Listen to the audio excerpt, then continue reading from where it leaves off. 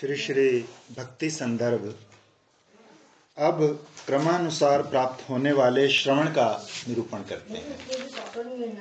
नाम रूप गुण लीला में शब्दों के श्रवण इंद्रिय के साथ स्पर्श होने का नाम ही श्रवण है।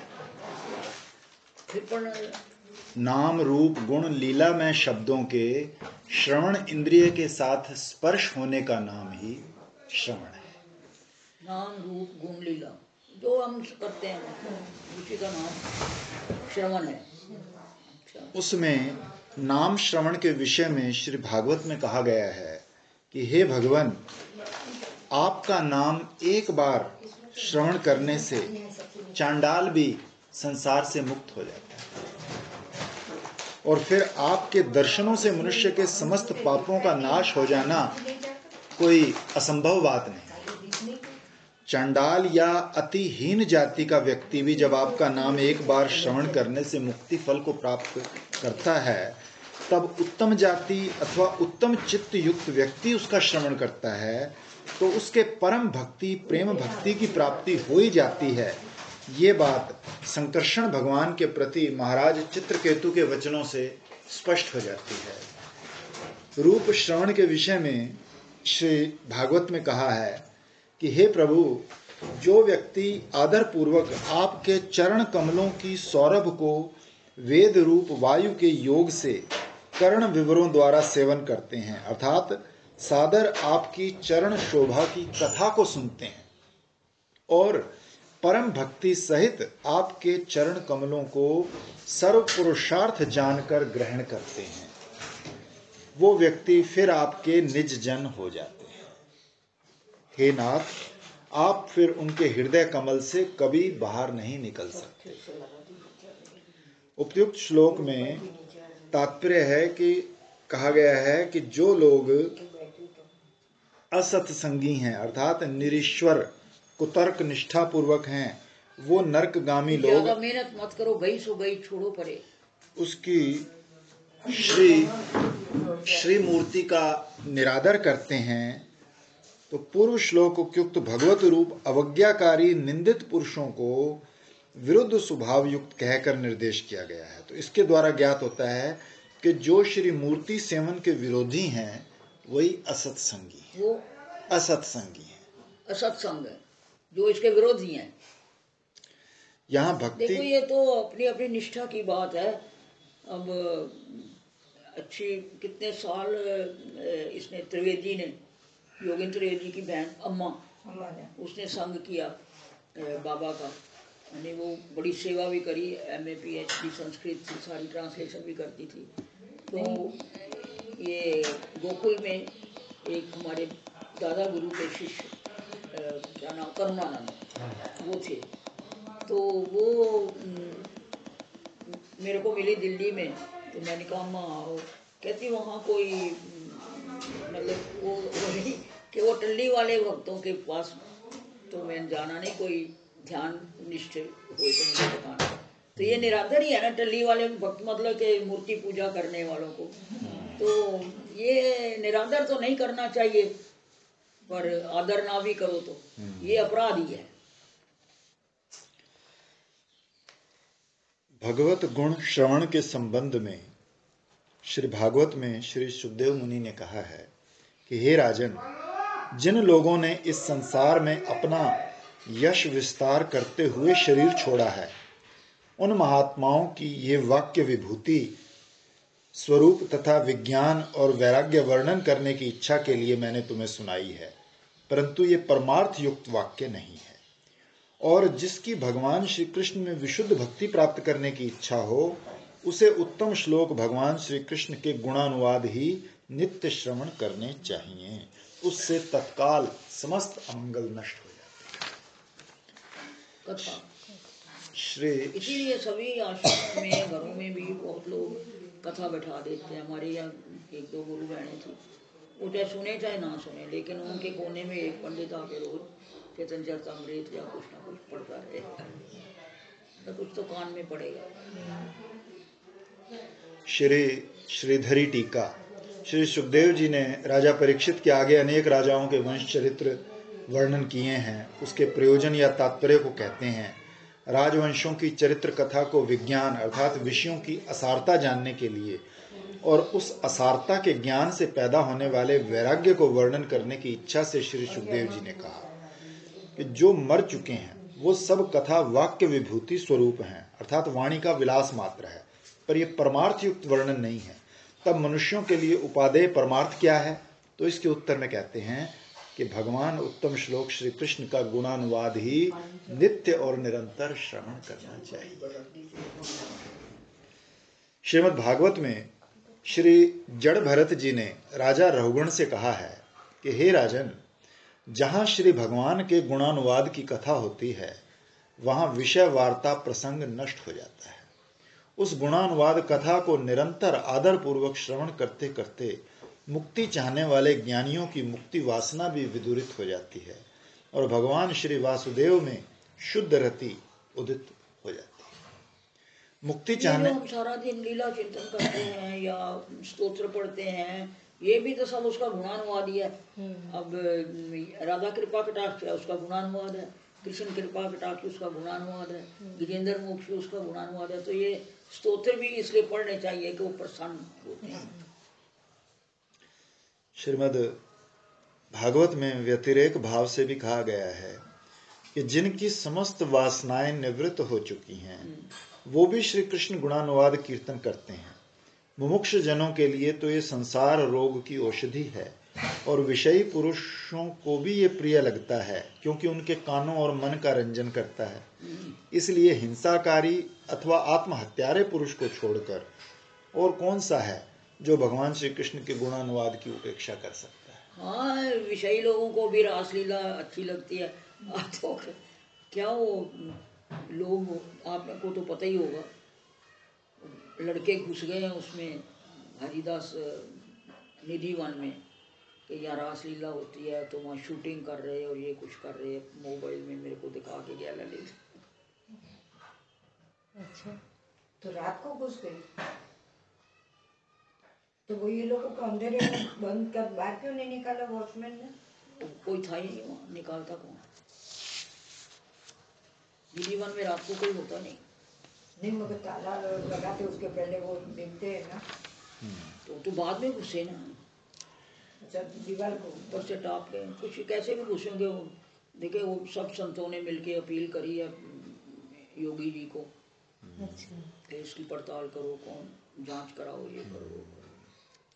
निवृत्त इत्यादि विशेषण से मुक्त, मुमुक्षु और विषयी, ये तीनों प्रकार के लोग ही अभिप्रेत हैं।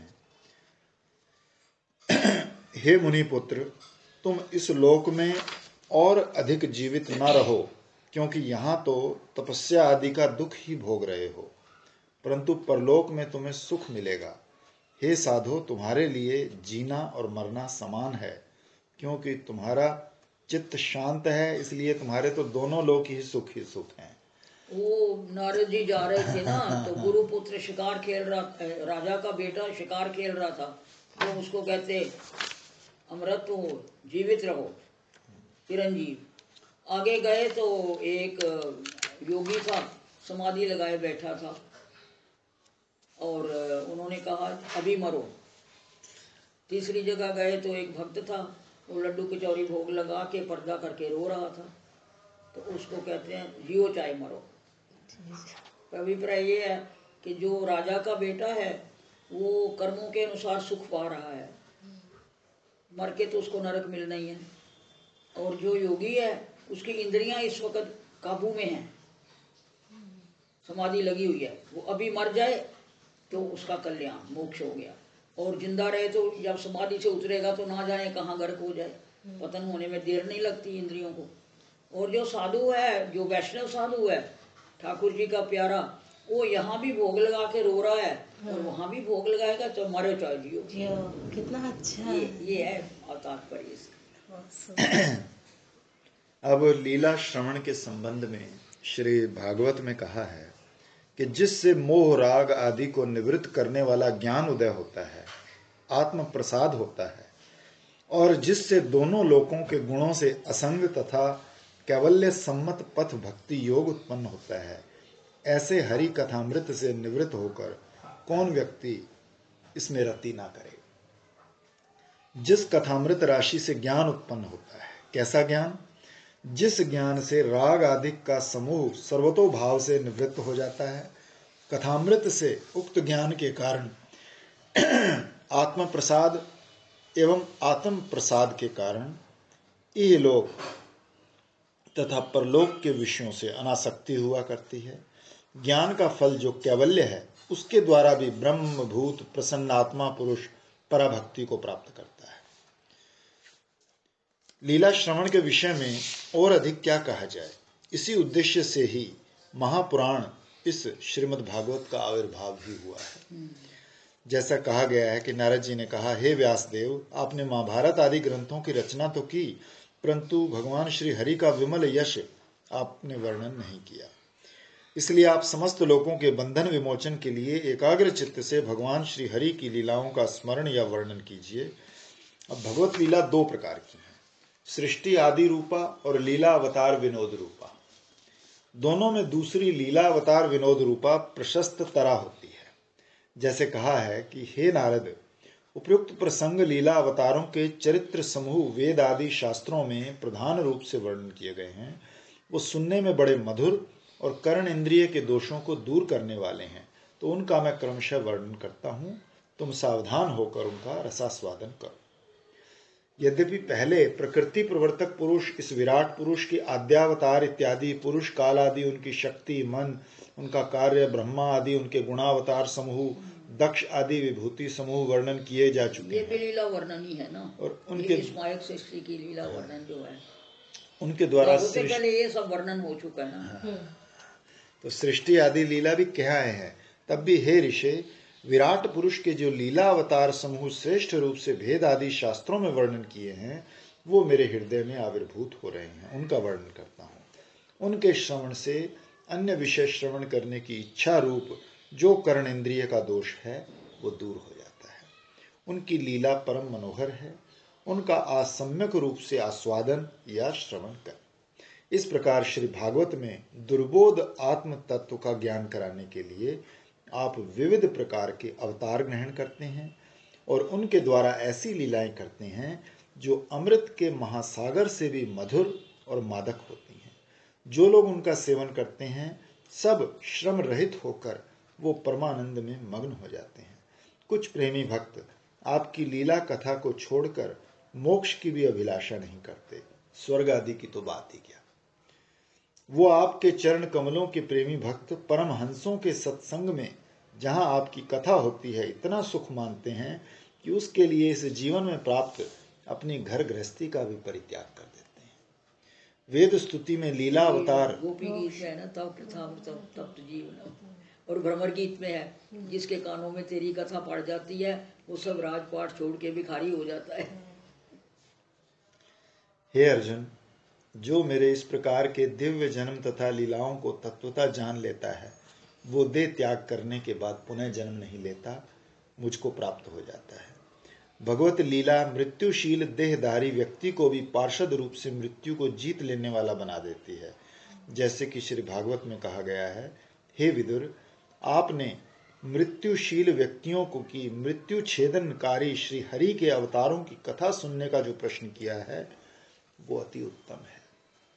श्री नारद मुनि द्वारा वर्णित इस अवतार कथा द्वारा उत्तानपाद के बालक ध्रुव ने मृत्यु के मस्तक पर पांव धरकर श्री हरि लोक वैकुंठ को प्राप्त कर लिया। मुनि अर्थात श्री नारद जी ने श्री ध्रुव को श्री भगवान के अवतारों की कथा भी सुनाई थी। श्री ध्रुव जी की सशरीर ही मृत्यु पर जय और पार्षद देह की प्राप्ति भी कही गई है।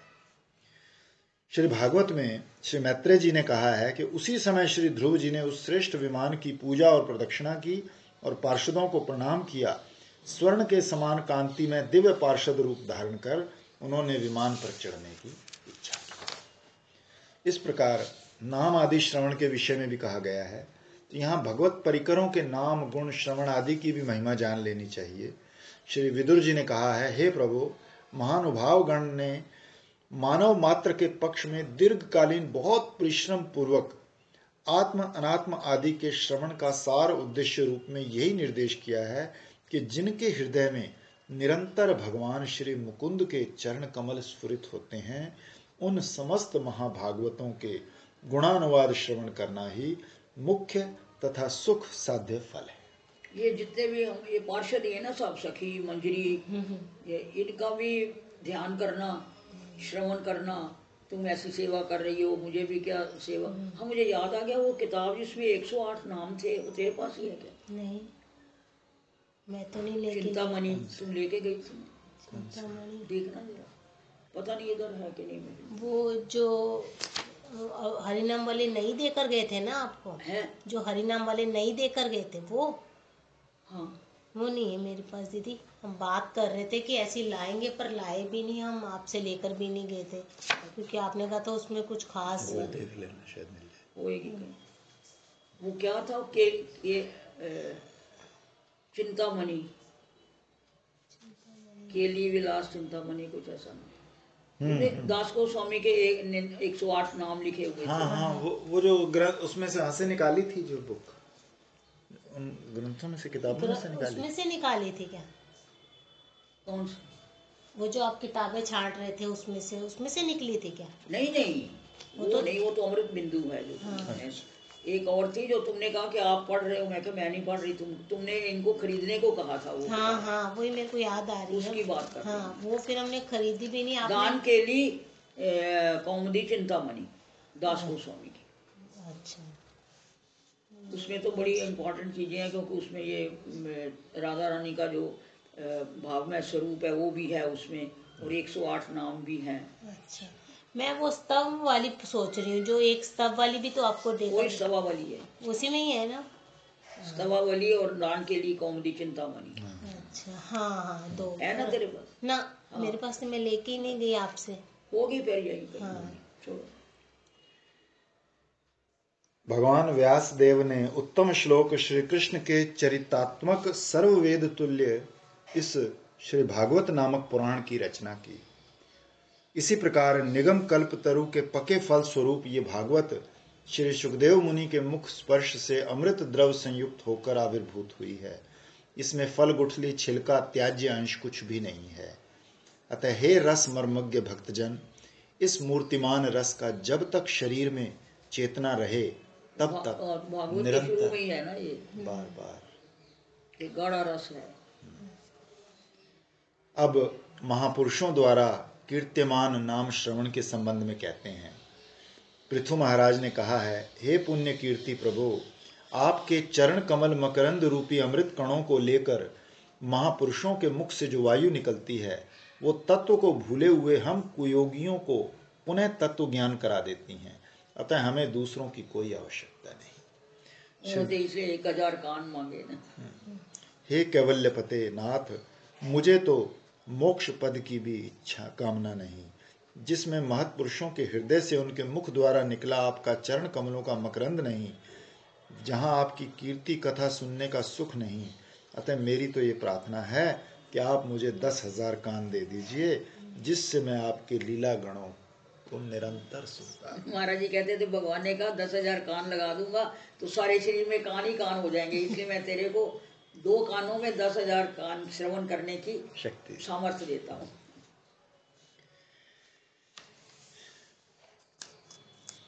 अतः हमें अन्य वरों की आवश्यकता नहीं है। तो श्री भगवान के प्रति श्री पृथु महाराज ने ऐसा कहा है। इस प्रकार लीला कथा श्रवण का महात्म तथा महासुख प्रदत्व कहा है। अब आगे के 2 श्लोकों में दोनों का निरूपण कर रहे हैं।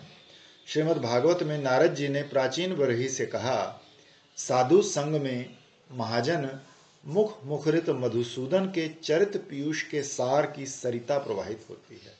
जो व्यक्ति अतृप्त होकर गाढ़ करणों द्वारा उसका पान करते हैं, क्षुधा तृष्णा भय शोक मोह फिर उनको स्पर्श नहीं करते।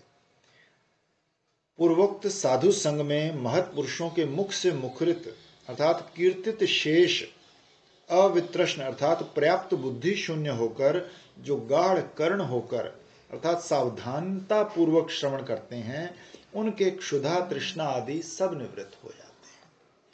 श्री भागवत में आगे कहा है, हाय स्वभावतः प्राप्त होने वाले इन क्षुधा पिपासा आदि विघ्नों से सदा घिरे हुए जीव श्री हरि के कथामृत सिंधु से प्रेम नहीं करते।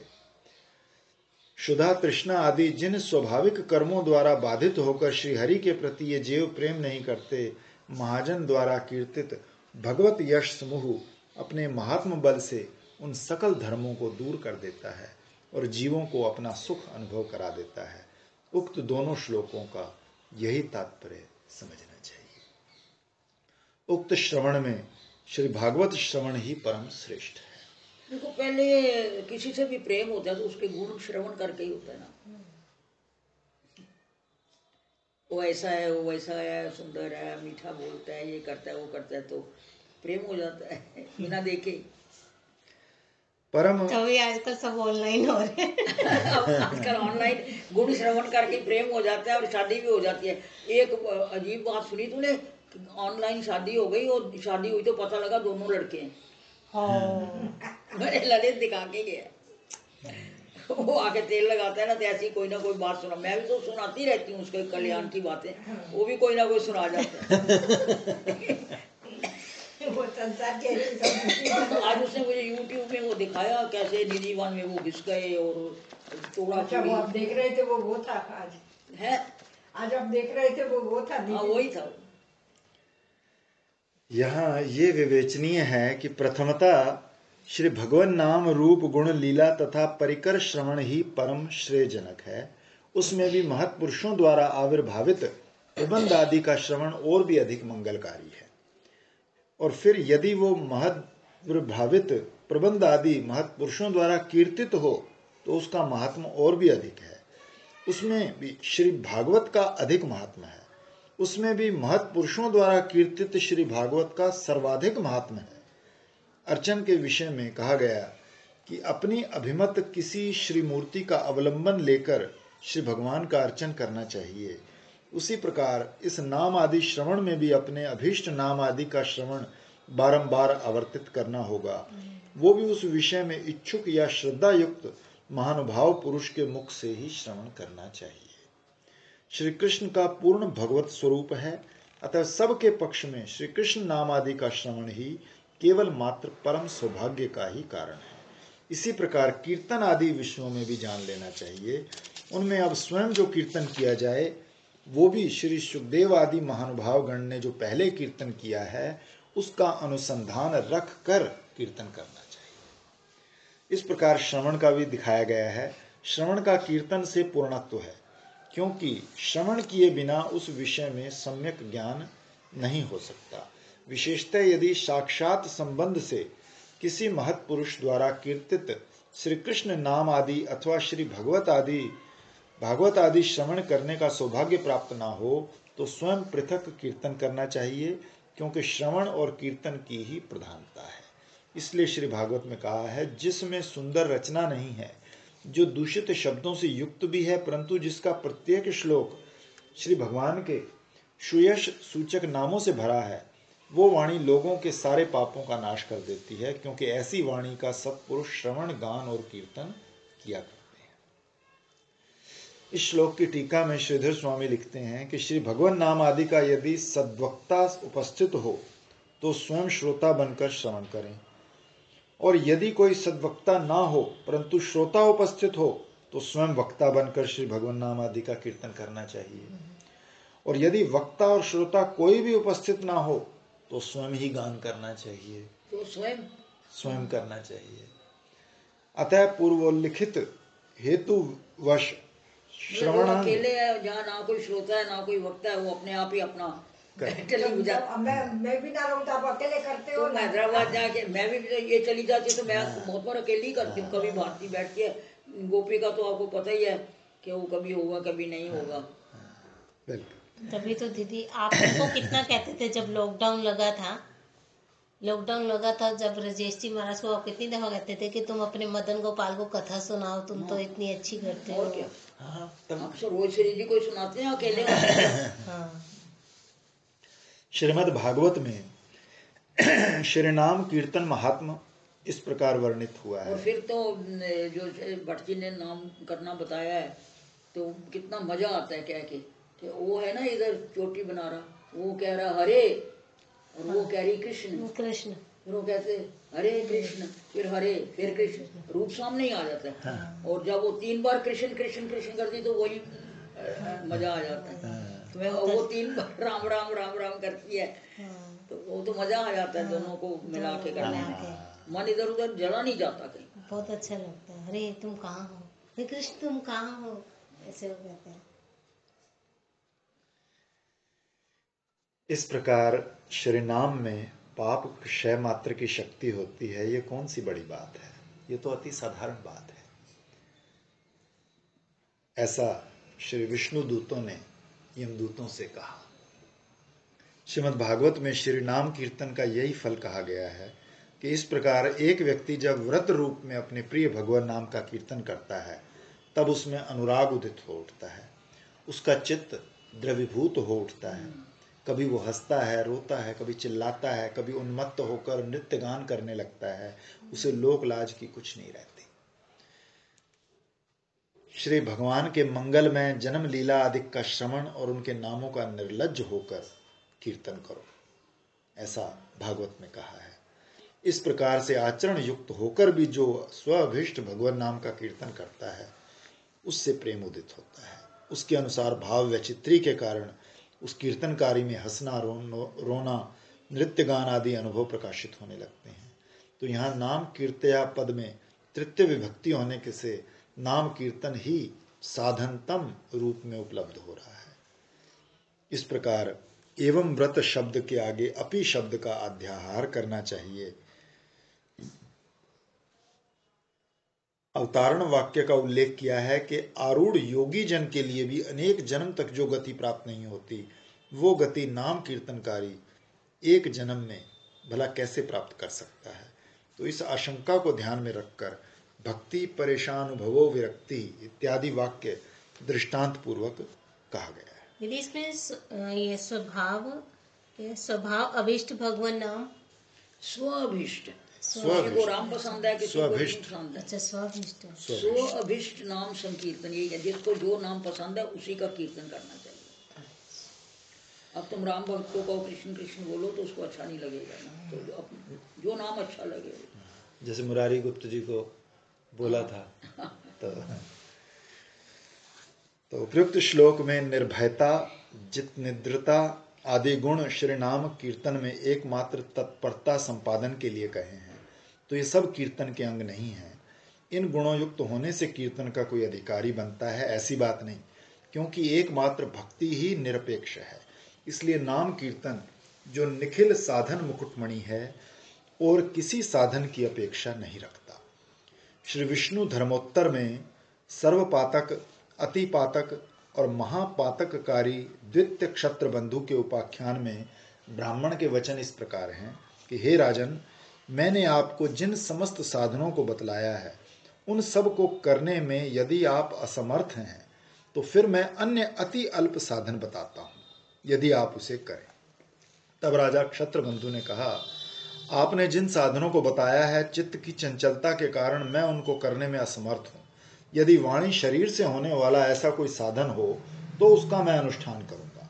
तब ब्राह्मण ने कहा, हे राजन, उठते सोते, कहीं आते जाते, क्षुधा पिपासा में या गिरते समय सर्वदा श्री गोविंद नाम का कीर्तन किया करो।